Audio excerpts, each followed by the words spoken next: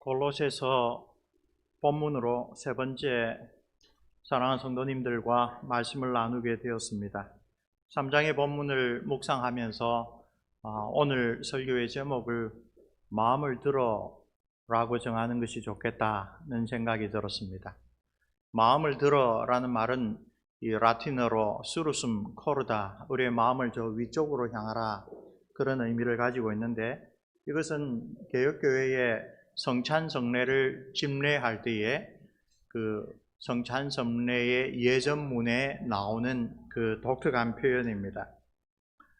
네덜란드 개혁교회에서 성찬식을 거행할 때 참여하면서 어떻게 우리 주 예수 그리스도의 구속의 은혜를 말씀의 강설뿐만 아니라 성찬을 통하여 서로 나누었는가 돌아보게 되었습니다.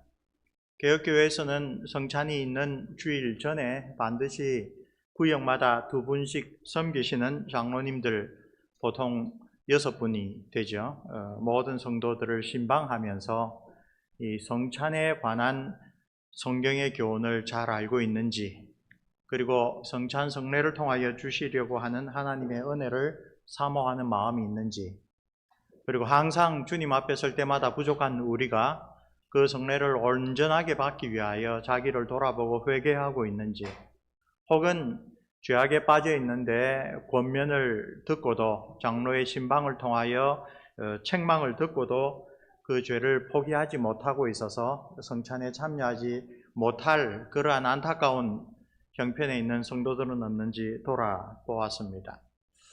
우리 장로교회는 19세기 말 20세기 초까지 신실한 교회들에서는 성찬이 있는 주일 바로 전 금요일에는 반드시 기도회로 모여서 성찬 준비를 위한 특별 기도회를 시행했었습니다. 안타깝게도 미국에서 장로교회의 그런 성찬 전 금요 기도회의 전통이 사라진 지 오래되었습니다.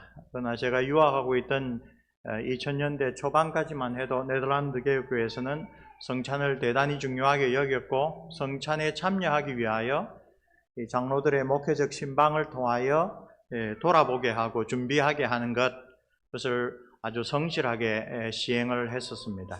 그래서 나온 개혁교회의 금언 중에 하나가 장로의 신방이 없는 성찬은 값싼 은혜, 곧 하나님의 은혜를 제대로 받지 못하는 것이라는 말이 나왔습니다. 성찬을 거행하는 주일에는 오전과 오후에 걸쳐 모든 성도들이 오전 예배에 어린 자녀를 양육한다든가 여러 가지 사정으로 참여하지 못한 사람들은 오후 예배에 나와서 반드시 성찬에 직접 참여하도록 보장해 주었습니다. 이것은 성찬 때에 사용하는 떡과 포도주가 축성 후에는 그리스도의 살과 피로 변해서 성찬이 끝난 다음에도 여전히 효력이 있다라고 잘못 가르쳐 왔던 로마 카톨릭의 그 미신을 타파하기 위하여 성찬은 반드시 성찬 성례가 거행될 때만 효력이 있다, 그런 가르침을, 종교개혁자들의 가르침을 신실하게 잘 받으려고 오전, 오후 예배에 모두 성찬식을 거행을 하였습니다. 오후 예배 때는 조금 참여하는 사람이 많지가 않으니까, 오전 예배 때 거진 다 참여하니까 조금 약식으로 시행할 경우가 많이 있습니다. 또 앞에 테이블이 개혁교회에서는 평소에 없다가, 평소에는 세례반이 있고 없다가 성찬을 베푸는 주일에는 테이블이 길게 놓여져서 모든 성도들이 차례로 나와서, 성도들의 수가 한 400명 되는 교회는 한 3차례 나와서 둘러앉아 성찬식을 하고, 또 들어가면 그 다음 분들 나와서 성찬을 합니다. 이것은 한 상에 둘러앉았다라고 하는 것, 즉 그리스도의 몸된 지체들 간에 서로 하나다라고 하는 그 의식을 성찬을 통하여 뚜렷하게 이제 인식시키는 겁니다. 그래서 목사님이 떡과 포도주를 나눌 때도 옆에 집사님들이 한 떡에서 뗀 빵을 서로 떼고, 우리는 한 몸에 속한 사람들이다. 그리고 잔도 닦아가면서 한 잔으로 같이 잔을 나누는데, 우리가 한 잔에서 같이 마시는 형제들이다 라고 하는 것을 성찬 예전을 통하여 잘 보여주었습니다. 특별히 유아 세례를 받았지만 자기를 돌아보고 또 성찬의 의미를 잘 깨닫는다라고 하는 교회적인 표지로 자기의 신앙 고백을 통하여 입교한 교인들만 성찬에 참여하는 것은 우리 장로교회, 개혁교회 할 것 없이 개혁주의 신앙을 가르치는 교회가 아주 신실하게 지키는 교회적인 규례입니다. 특별히 성찬식을 베풀 때에 성찬 예전문을 그대로 낭독합니다. 20, 30년 넘게 다닌 사람은 거의 예전문의 내용을 외우다시피 하겠지만, 그러나 그걸 결코 형식적으로 하지 않고 구약 성경에서부터 신약 성경에 이르기까지 성찬의 의미가 무엇인지를 아주 잘 요약한 성찬 예전문, 우리 성약 출판사에서 그 예전문이 나와 있지요. 그것을 가지고 잘 읽어주고, 그리하여 성찬에 참여했을 그 시점에 다시 한번 성찬이 무엇인지, 이것을 통하여 주께서 우리에게 주시려는 은혜가 무엇인지, 그 은혜에 대하여 우리가 어떻게 감사하는 마음으로 참여하고 새롭게 결단해야 되는지를 올바르게 깨닫습니다. 그런데 그 성찬 예전문 가운데 떡과 포도주를 떼고 또 잔으로 나누기 직전에 나오는 말이 바로 마음을 들어라, 수르숨 코르다 라는 이야기입니다. 1000년 이상 로마 가톨릭 교회는 교회가 성도들에게 제공하는 은혜의 수단으로서 하나님 앞에 특별히 성별된 성직자, 사제가 축성할 때의 떡과 포도주의 본질이 그리스도의 살과 피로 변한다, 화채설을 가르쳤고, 따라서 성찬 자체에 떡과 포도주라고 하는 두 상징 자체에 사람들의 관심이 압도적으로 쏠렸습니다.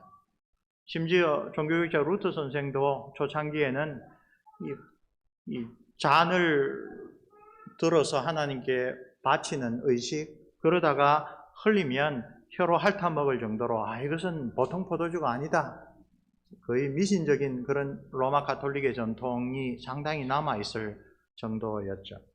바로 그러한 잘못된 그 교리를 깨트리기 위하여 개혁교회 성찬 예전문에 들어갔던 특별한 표현이, 지금 여러분 앞에 있는 떡과 포도주를 눈으로 바라보지 말고 마음의 눈을 들어 하나님 우편에서 이 떡과 포도주를 통한 성례로서 우리의 영혼을 살찌워 주시는, 설교를 통하여 일어난 믿음을 성례를 통하여 확정해 주시는 주님을 바라보라 라고 하는 것입니다. 마음을 들어 라고 하는 것은 다른 말로 마음을 들어 지금 이 성례를 주관하시고 성례를 통하여 은혜를 주시겠다고 약속하신 우리 주 예수 그리스도를 바라보라 라고 하는 그 말씀입니다.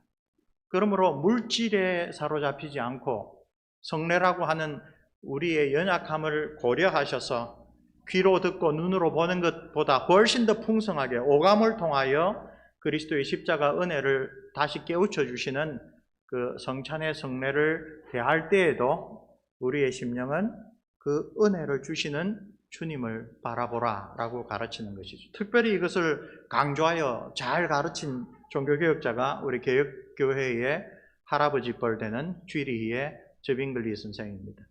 이분에게 가장 중요한 것은 하나님께 온전히 바쳐야 될 영광과 찬송을 피조물에게, 떡과 포도주라고 하는 물질에게 조금이라도 돌려서는 안 된다. 모든 영광은 하나님께 돌려야 한다. 그러한 가르침이 바로 이 수르숨 코르다, 오늘 우리 설교의 제목인 마음을 들으라 라고 하는 것에서 나타나 있습니다. 특별히 이런 마음으로 주님을 다시 바라보는 것이 한국의 교회의 일반적인 성찬 때의 심령, 주로 예수 그리스도께서 2000년 전에 우리를 위하여 십자가 위에서 살짓고 피 흘리신 것을 기억하고 기념하는 그것이 아니라 오히려 우리의 마음이, 우리의 믿음이 지금 하나님 우편에 계셔서 이 성례로 우리를 은혜로 풍성하게 다시 입혀주시는 살아계신 주님을 바라보라 라고 하는 점에서 상당히 오늘 한국교회도 시사하는 바가 큰 그러한 성례전의 독특한 표현이 마음을 들어라, 수르숨 코르다 라고 하는 이 말씀입니다.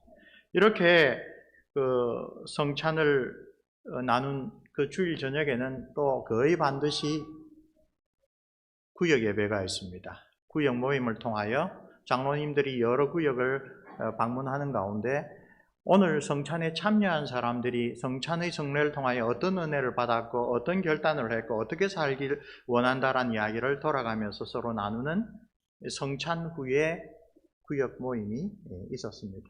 지금은 모르겠습니다. 세속화의 바람이 네덜란드에도 거세게 몰아쳐서 그것을 잘하는 교회들도 여전히 있을 것이고 그런 것들이 거의 형식화되어서 사라진 교회도 안타깝게도 있다고 들었습니다.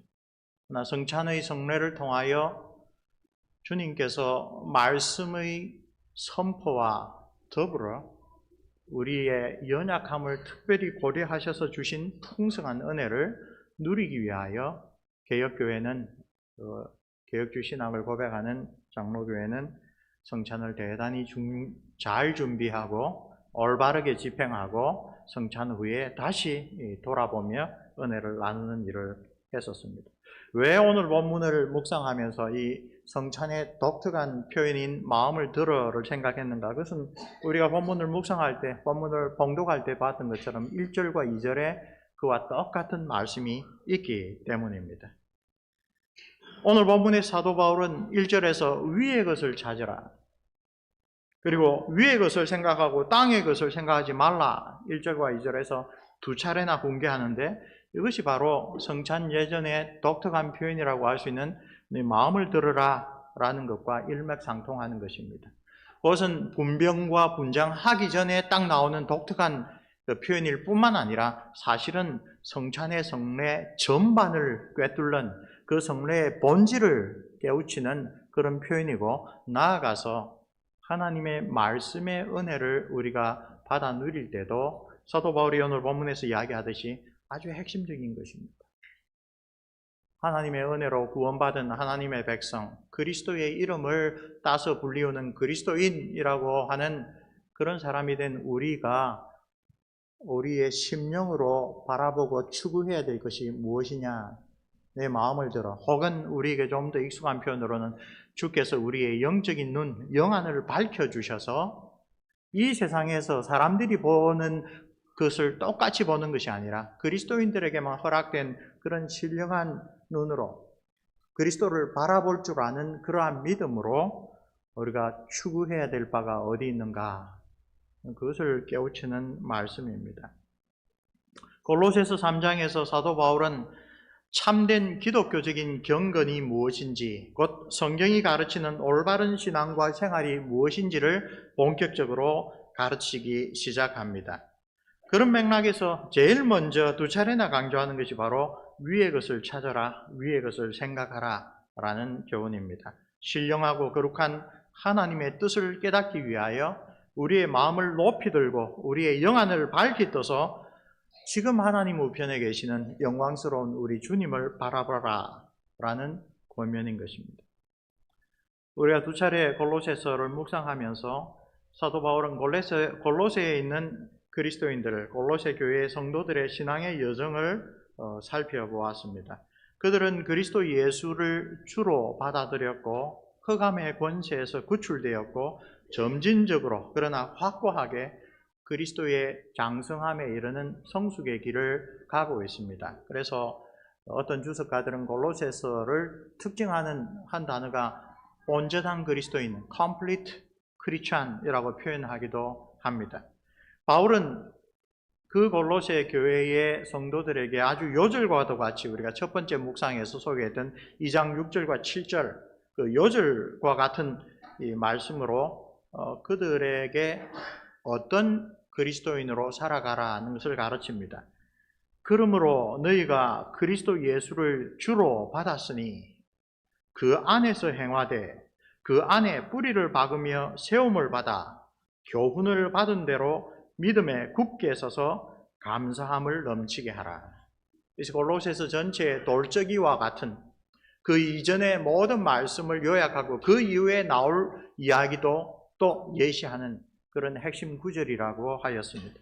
바로 이런 교훈, 그러므로라고 시작하는 결론적인 교훈 다음부터 2장 8절부터 사도 바울은 골로새 성도들을 위협하고 있는 영적인 위험, 유혹, 그릇된 가르침을 다루기 시작합니다. 골로새 성도들은 신앙의 바른 길에서 벗어나 잘못된 방향으로 이끌려갈 위험에 처해 있었습니다. 거짓된 교훈에 사로잡혀서 하나님께서 기뻐하시는 올바른 경건의 성숙, 그리스도를 닮는 것이 아니라 엉뚱한 것으로 이끌려갈 위험에 있었습니다. 2장 8절 한번 보십시오. 누가 철학과 헛된 속임수로 너희를 사로잡을까 주의하라. 이것은 사람의 전통과 세상의 초등학문을 따르며 그리스도를 따름이 아니니라. 이런 영적인 위기는 사실 골로새 교회 성도들뿐만 아니라 모든 시대의 그리스도인들에게 항상 다가오고 있습니다. 골로새 성도들을 사로잡아 버릴, 혹은 문자적으로 번역하면 그들을 납치해 갈 그럴 위험은 예수 그리스도를 주로 받아들이고 그 안에서 계속 자라가는 것보다 더 큰 다른 무엇이 있다. 더 신비한 무엇이 있다. 신앙 성장에 또 기독교적인 경건에 아주 중요한, 여러분들은 일반적으로 모르지만 반드시 알아야 될 어떤 비결이 있다라고 거짓 교사들이 가르치는 거짓말입니다. 구체적으로 보면 예수 그리스도를 주와 구세주로 믿는 단계보다 더 높은, 혹은 그와는 별다른 독특한 그러한 신앙의 길이 있다라는 주장, 그리고 그런 깊은, 풍성한, 훨씬 더 고상한 신지식으로 가기 위해서 어떤 특정한 예전, 특정한 신앙적인 훈련, 특별히 금욕으로 대표되는 이 일반 사람들과는 다른 방식의 생활 형태를 주장합니다. 2장 16절, 그러므로 먹고 마시는 것과 절기나 초하루나 안식일을 이유로 누구든지 너희를 비판하지 못하게 하라. 2장 18절, 아무도 꾸며낸 겸손과 천사 숭배를 이유로 너희를 정죄하지 못하게 하라. 골로새 교회의 일반 성도들을 비판하고 정죄하는 사람들이 있었습니다. 그들의 비판과 정죄의 이유는 무엇입니까? 유대교, 또 심지어 고린도전 후서를 보면 이방 이교에서 온 사람들도 뭔가 종교적으로 바르게 살려면 지켜야 될 음식 규정이 있고 지켜야 될 절기 규정이 있고 뭐 그런 것을 계속 주장하면서 그걸 지키지 않으면 예수를 믿는다고 해서 하나님이 기뻐하시는 거룩한 사람이 되지 못한다. 하나님의 백성이라면 이런 건 당연히 지켜야 된다라고 그리스도 안에서 얻은 자유를 얽어매는 사람들이 있다. 우리는 잘 지키고 우리는 잘 따르는데 너희들은 왜 그렇게 하지 않니? 라고 비판하는 사람들이 이 시절에도 있었고, 또 교회사의 모든 시대마다 자기들이 지키고 있는 특정한 규례들을 가지고 지키지 않는 자들을 비판하는 자들이 항상 있었다는 겁니다. 심지어 자기들이 뭔가 다른 사람보다 더 깊은 신앙의 자리에 들어갔다고 천사들에 대한 비밀을 알고 천사들을 아주 높이고 천사들의 이름을 알고 그 천사들을 숭배하는 그러한 일반적인 기독교 신앙에는 사실 성경 어디에도 가르치지 않는 그런 것들을 자기들이 잘한다고, 그리고 그걸 통하여 마치 그들이 훨씬 더 훌륭한 신앙인인 것처럼 겉으로 꾸며대는 그런 걸 가지고 너희들은 그런 것도 없지, 너희들은 참된 그리스도인이 아직 아니야 라고 정죄하는 사람들도 있었다는 것입니다. 이런 거짓 교사들의 주장에 대하여 사도 바울은 타협하지 않고 엄격하게 대응합니다. 이런 예수 그리스도와 그분의 복음, 그 안에서 자라가는 것 외에 별다른 것을 주장하는 세상적인 철학은 다시 그리스도 안에서 우리가 누리는 하나님의 자녀로서의 그 자유와 평강을 잃어버리고 신앙이 앞으로 나가는 것이 아니라 오히려 뒷걸음질하는 것이다. 그런 식으로 얻은 것은 참된 경건에 하등 도움이 되지 않는다. 오히려 이 거짓 교사들이 했던 일이 형제들을 비판하고 형제들을 정죄하는, 마땅히 하지 말아야 할 그런 자리에 빠져들어가는 것이다. 따라서 그것은 참된 경건의 성장에 아무런 도움이 없고 아무런 실속이 없는 텅 비어있는 헛된 것이다. 그것이 하나님 나라의 백성으로서 체험해야 될 어떤 심오한 신비로운 체험을 전해주는 것이 결코 아니다.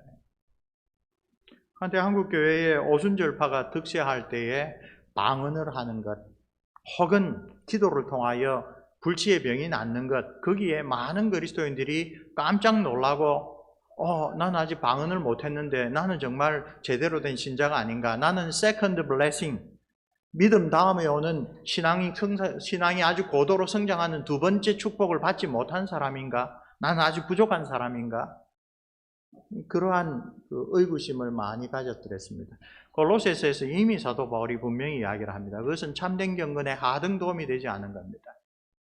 그것은 우리 주 예수 그리스도를 믿고 의지하고 사랑하며 순종하는 참된 경건의 길에 그다지 의미 있는 일이 아닙니다. 사도 바울은 위의 것을 생각하라, 땅의 것을 생각하지 말아라 라고 하면서 3절에 그 까닭은 너희가 죽었고 너희 생명이 그리스도와 함께 하나님 안에 감추었음이라. 우리 생명이신 그리스도께서 나타나실 그때에 너희도 그와 함께 영광 중에 나타나리라.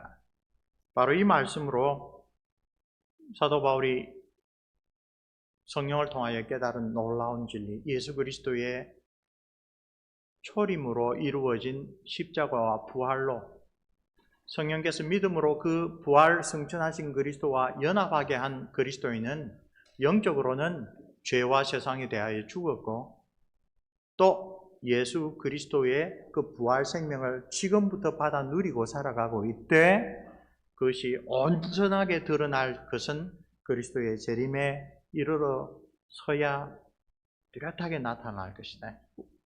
신약의 그리스도인들은 오늘 우리까지 포함하여 두 시대가 서로 겹치는 시대를 살아가고 있다. 예수 그리스도께서 오셔서 행하신 구속의 일로 하나님께서 그 백성에게 이루실 일이 하늘에서 다 이루어졌습니다. 근데 그것이 땅에까지, 믿지 아니하는 사람까지 아주 생생한 표현으로 그리스도를 십자가에서 창으로 찌른 병사까지도 정말 나사렛 예수 그리스도께서 만유의 주이고 만왕의 왕이다라는 것을 부인할 수 없는 그런 정도로 이루어질 것은 아직 미래에 있다. 십자가와 부활이라는 놀라운 구속사적 사건을 통하여 결정적인 변화가 일어났다.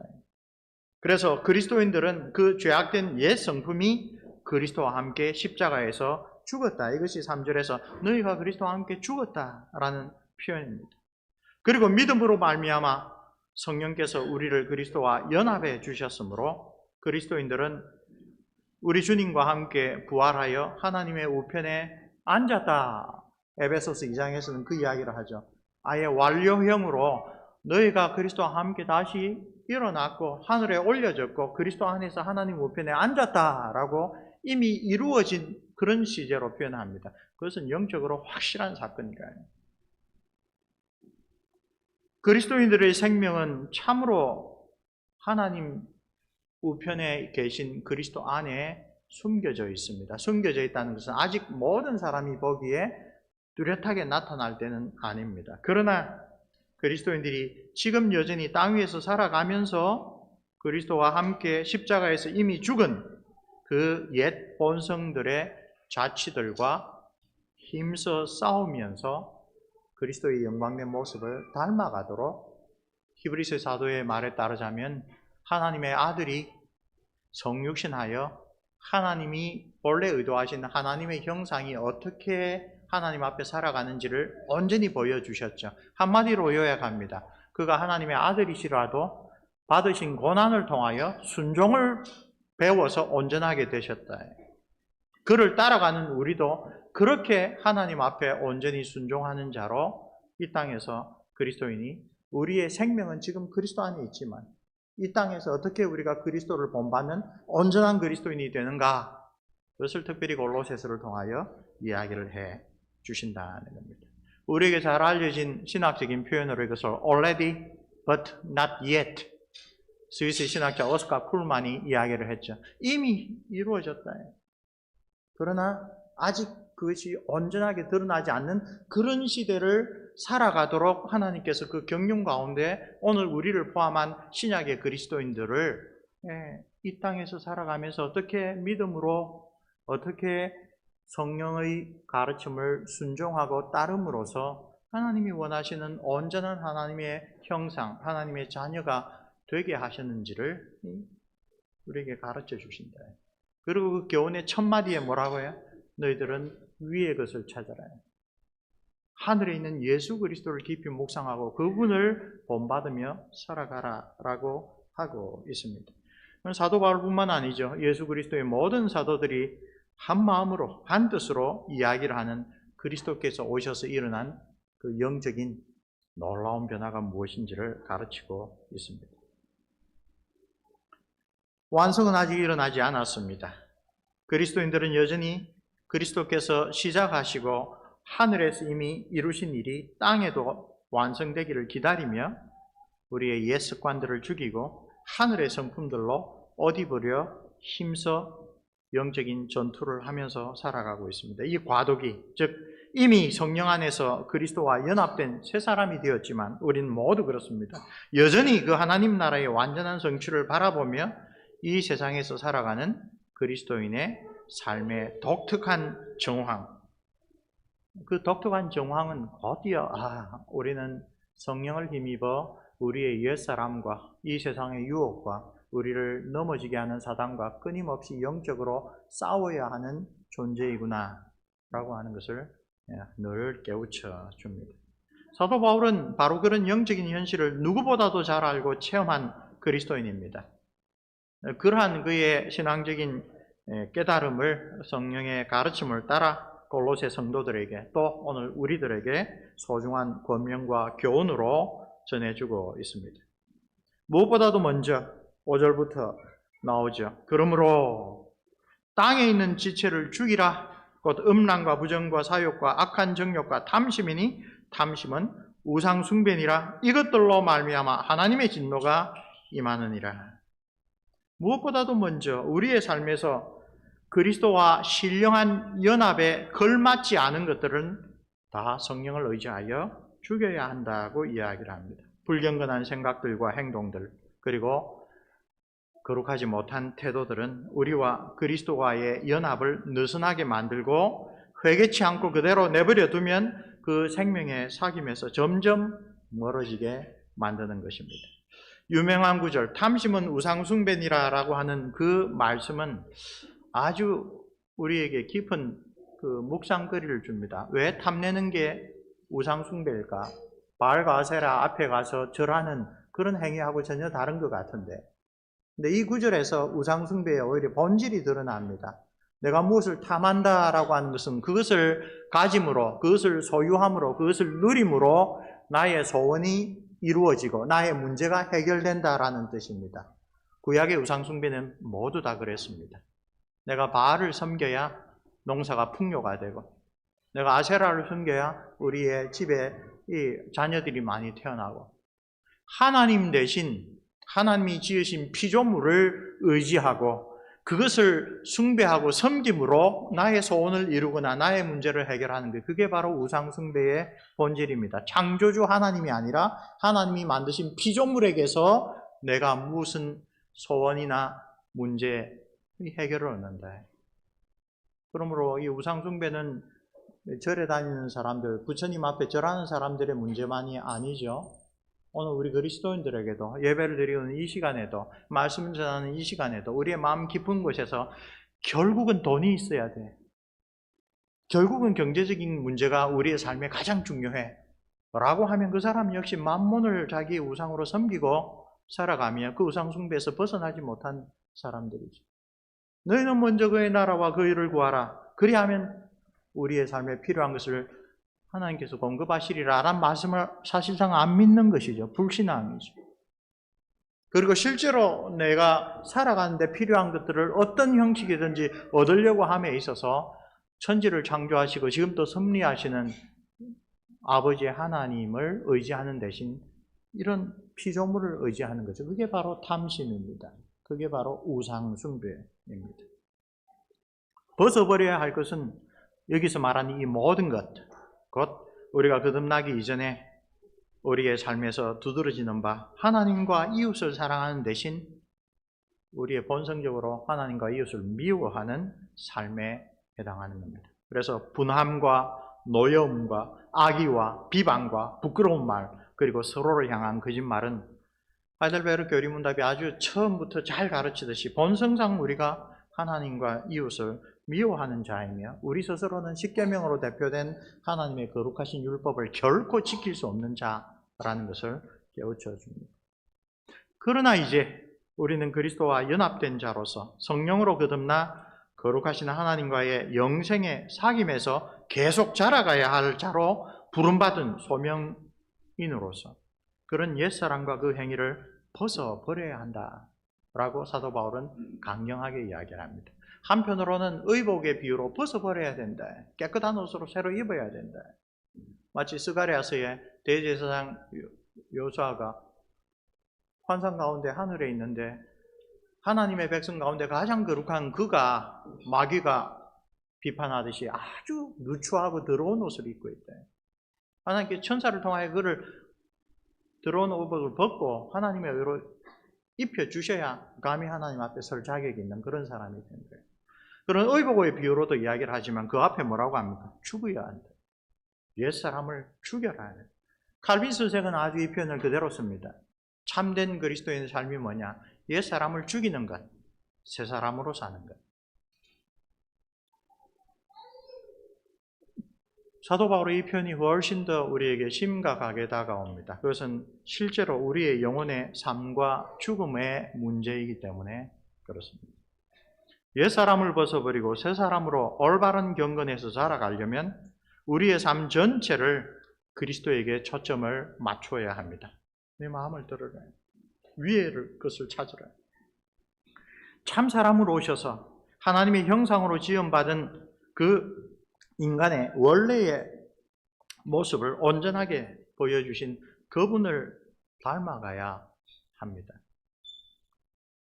사도 바울이 위의 것을 찾으라, 위의 것을 생각하고 땅의 것을 생각하지 말라고 강력하게 촉구할 때에 그 내용은 다시 한번 말씀드리지만 바로 그 예수님을 바라보아라.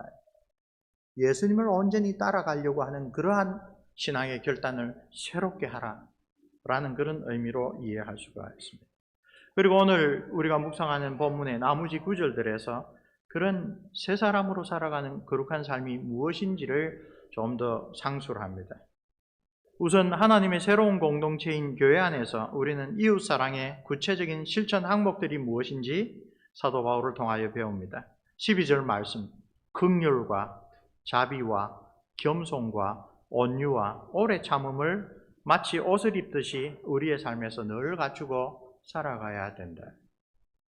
혹시 이게 의식적인 노력이니까 위선적이라고 생각할 수도 있지만 우리는 본래 그런 자입니다. 우리는 스스로 이렇게 하나님이 기뻐하시는 이웃사랑의 태도를 우리 속에서 내지 못합니다. 성령으로 옷 입듯이 우리 옛사람 죽고 새사람으로 사는 그런 간절한 헌신과 노력과 순종을 통해서 우리가 훈련받아야 할 일입니다. 그래서 그것을 옷 입으라고 합니다. 우리가 교회에 올 때에 옷을 갖춰 입고 옵니다. 그 옷은 양복과 넥타이가 아니라 이것입니다. 이웃사랑의 구체적인 자세들입니다. 또한 불만이 있을 경우에도 서로 용납하고 피차 용서하라고 13절에서 이야기를 합니다. 그리스도인들이 왜 그렇게 해야 합니까? 왜 세상 사람들이 일반적으로 이웃을 대하는 것과 비교하면 현격하게 구별되는 이러한 덕목들을 의식적으로 실천하고 때로는 자기를 쳐서 복종시키는 그러한 순종으로 실천해야 합니까? 하나님께서 우리에게 그것을 강력하게 요구하시기 때문입니다. 마틴 루터 선생이 자기의 체험을 통하여 고백한 내용이 있죠. 하나님은 우리에게 원수를 사랑하라고 명하시고 우리가 실제로 원수를 사랑하는 자가 되도록 우리에게 원수를 주신다. 그냥 말로만 하고 머리로만 아는 게 아니라 실제로 그런 사람이 되듯이 교회 안에서, 가정 안에서, 사회에서 우리에게 원수 같은 존재들을 일으키신다. 원수를 사랑하는 것은 자연적인 마음에서 나오는 게 아니라 이를 악물고 하는 의지적인 사랑이죠. 그렇게 하신다. 왜? 하나님께서는 우리가 하나님의 성품을 본받는 그러한 자녀가 되기를 원하시기 때문입니다. 이 두 구절에서 사도 바울은 우리가 하나님의 택함 받은 거룩하고 사랑받는 자녀이기 때문에, 그리고 우리가 온전히 닮아야 할 우리 주 예수 그리스도께서 그런 참된 삶의 모본을 보여주셨기 때문에 우리가 마땅히 그러해야 한다고 일깨워 줍니다. 교회 공동체 안에서부터 실천되어야 할 그런 구체적인 이웃사랑의 실천들을 온전하게 묶어주는 것이 사랑입니다. 이 모든 것 위에 사랑을 더하라. 이는 온전하게 매는 띠니라. 이웃사랑의 여러 덕목들을 실천할 때 그것을 가로막는 여러 가지 것들이 있습니다. 그때 로마서 5장 8절 9절에서 이야기한 것처럼 하나님께서 우리를 사랑하셨을 때는 우리가 하나님 앞에 죄인이고 하나님과 원수였을 때다라는 것을 기억을 하도록 합니다. 이러한 덕목들이 우리의 삶에서 제대로 실천되려면 하나님께서 어떤 아가페 사랑으로 나를 먼저 사랑해 주셨는가? 자격 없는 나를 이렇게 하나님을 본받아 살아야지라고 기특한 생각을 하는 그런 자리까지 인도해 주셨는가? 나도 그 사랑을 본받아서 아까 말씀드린 대로 원수같이 여겨지는 사람도 이를 악물고 사랑하는 그러한 자세로 넘어가는 것입니다. 그것이 완전한 하나됨 안에서 모든 덕목들을 묶어주는 것이라. 우리가 그리스도와 연합되었다라는 것이 실정되려면 교회 안에서 이러한 이웃사랑으로, 교회 안에서 이런 여러 가지 귀한 덕목들을 실천하는 삶으로 나타나야 하는 것입니다. 바로 그 사랑의 뿌리를 두고 새 사람으로 주님을 본받는 참된 경건을 실천하는 자에게 주시는 탁월한 은사가 두 가지 언급되어 있습니다. 하나는 평강이고 하나는 감사입니다. 이 두 가지 덕목들은 하나님과 이웃을 사랑하지 않고 오히려 미워하는 옛사람의 본성을 점점 더 우리 그리스도인들의 마음에서, 교회 공동체의 생활에서 깨끗하게 씻어줍니다.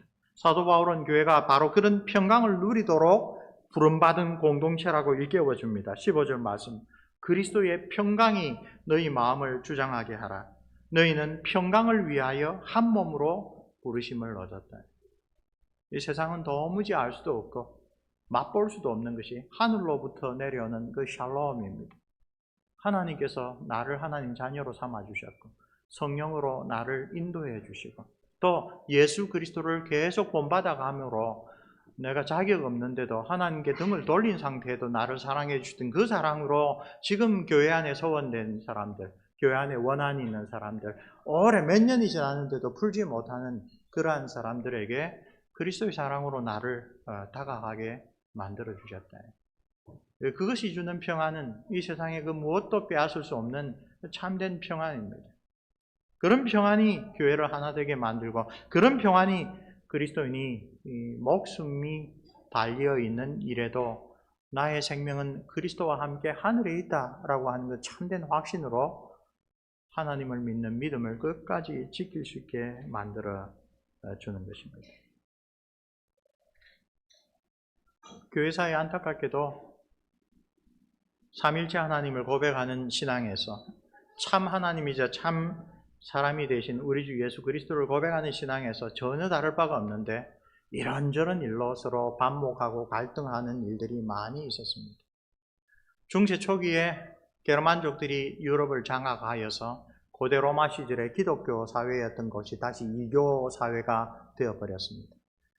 그 게르만 이교도들을 다시 회복하는 데 탁월한 역할을 한 사람이 아일랜드 출신의 유명한 선교사 콜룸바누스였습니다. 콜룸바누스는 로마 교회의 전통을 따르지 않았습니다. 그래서 선교사들이고 수도사인데 다 가정을 이루고 가족을 이루고 가족이 전체적으로 선교지로 가서 그 게르만족 원주민들도 두려워하는 숲을 일구고 농사꾼으로 살아가면서 하나님을 경배하는 경건한 그리스도인의 삶의 모범을 보였습니다.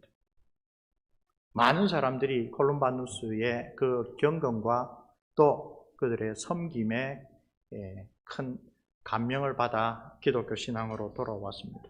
로마 교황청에서 파견한 선교사들은 이 아일랜드 출신의 농부들과 어울려서 밑으로부터 선교하는 이 훌륭한 분들을 그대로 두지 않았습니다. 왜 당신들은 로마 교회 전통을 따라 성직자의 독신 제도를 지키지 않는가? 왜 여러분은 로마 제도의 교훈을 따라 라틴어로 설교하지 않는가? 왜 일반 백성들의 방언으로 설교하는가? 오늘 종교개혁의 후에인 우리가 보면 황당한 이유로 그들을 종교재판소에 회부하고 공회에서 정죄하려고 했습니다. 그때 이 콜룸바누스가 유명한 이야기를 합니다. 우리가 모두 하나님을 믿는 자녀로 나중에 하나님의 나라에서 영원토록 함께 어울려 살 사람이라면 이런 본질적이지 않는 차이로 서로 반목하고 서로 고소하고 서로 다투는 일을 좀 그만합시다. 용납합시다. 이런 사례들이 한두 가지가 아닙니다. 그리고 안타깝게도 우리 안에서도 여전히 우리의 연약함과 우리의 허물들을 이용해서 이 교회를 어지럽히는 마귀 사탄은 우리가 원한을 풀지 못하게 하는구나. 우리가 먼저 손 내밀지 못하게 하는구나. 우리가 정말 안타까운 형제들을 위하여 기도하는 일을 열심히 하지 못하게 만드는구나. 감사에 관한 교훈이 두 번이나 나오죠. 15절에 너희는 또한 감사하는 자가 되라. 또 17절에 또 무엇을 하든지 말에나 이래나 다 주 예수의 이름으로 하고 그를 힘입어 하나님 아버지께 감사하라. 이건 역시 참된 경건을 가르치는 사도 바울의 이 첫 번째 단락에서 아주 중요한 교훈입니다. 감사는 인위적으로 할 수 있는 것이 아닙니다. 감사합니다, 감사합니다. 유럽 사람들, 호주 사람들 처음 만나면 한국 사람들에 비하여 조금만 부딪혀도 자기가 잘못이 아닌데도 I'm sorry 하고 사과하고 이런 것이 에티켓으로 자리 잡고 있습니다. 그 역시 문명이 교육한 힘이라고 할 수 있습니다. 그러나 여기 본문에서 이야기하는 감사는 우리의 심령에서 우러나오는 겁니다. 내가 예수 그리스도를 믿게 된 것, 하나님의 은혜로 이만큼 참된 경건에 대하여 관심을 갖게 된 것, 이 모든 것이 하나님의 은혜다. 성령께서 나를 정말 고집스럽고 나태하며 완고한 나를 하나님께서 은혜로 바꾸어 주신 것이다. 그런 깨달음에서 나오는 참된 감사이죠. 나의 나된 것은 오직 하나님의 은혜다라는 사실을 깨닫고 우리의 삶을 주관하시고 주장하시는 하나님의 섭리에 대하여 우리를 죄와 사망과 사탄의 권세에서 해방시키시고 하나님의 영원한 나라로 옮기신 그 놀라운 구속의 은혜에 관하여 마음으로부터 감사할 수 있게 된 것.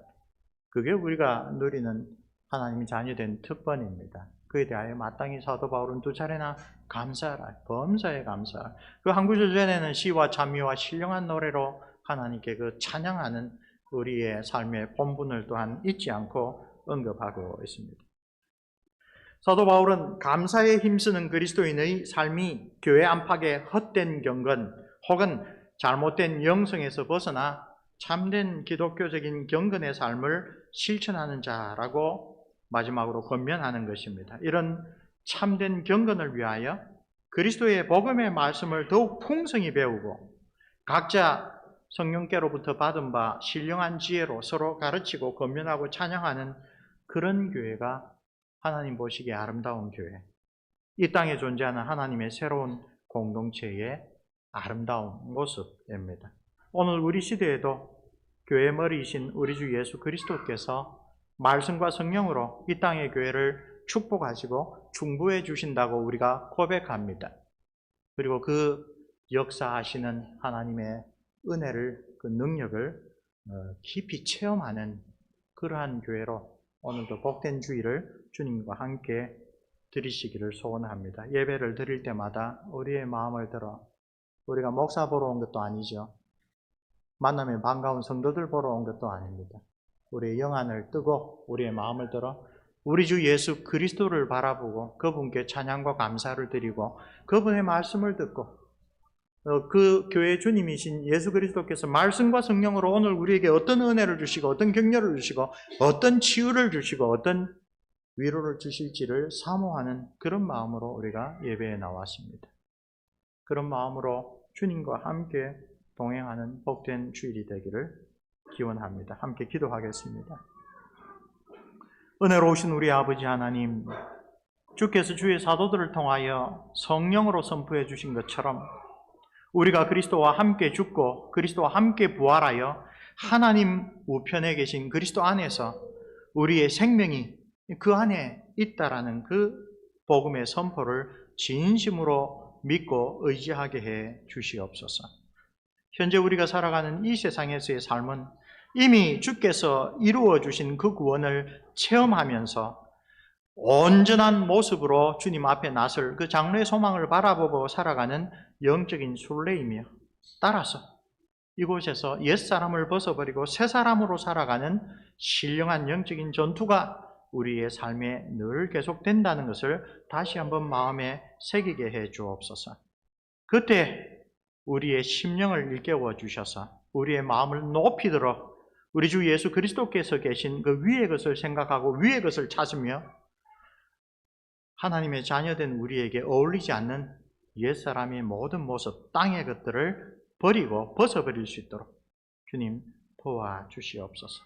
오늘 우리 사랑하는 성도들에게 구체적으로 성령께서 깨우쳐 주셔서 우리 자신의 삶에서, 우리의 집에서, 가정에서, 우리의 교회에서, 우리의 일터에서 하나님 앞에 우리가 참으로 감사하며 찬양할 것이 무엇인지를 깨닫게 해주시고 합당한 찬양과 감사를 드리게 하시되, 또한 성령께서 일깨워 주시는 대로 내가 죽이고 벗어버려야 될 땅의 것들이 무엇인지 성령께서 깨우쳐 주시는 대로 바로 무릎 꿇고, 하나님, 내 스스로는 할 수 없는 일입니다. 성령께서 저를 도와주시옵소서. 성령께서 저에게 새로운 결단을 하게 해주시고 용기 있게 실천할 수 있도록 은혜 내려주옵소서. 간절히 기도하는 그러한 복된 경건을 저희들이 모두 다 실천할 수 있도록 은혜 내려 주시옵소서. 이 모든 말씀 우리 주 예수 그리스도의 이름으로 기도합니다. 아멘.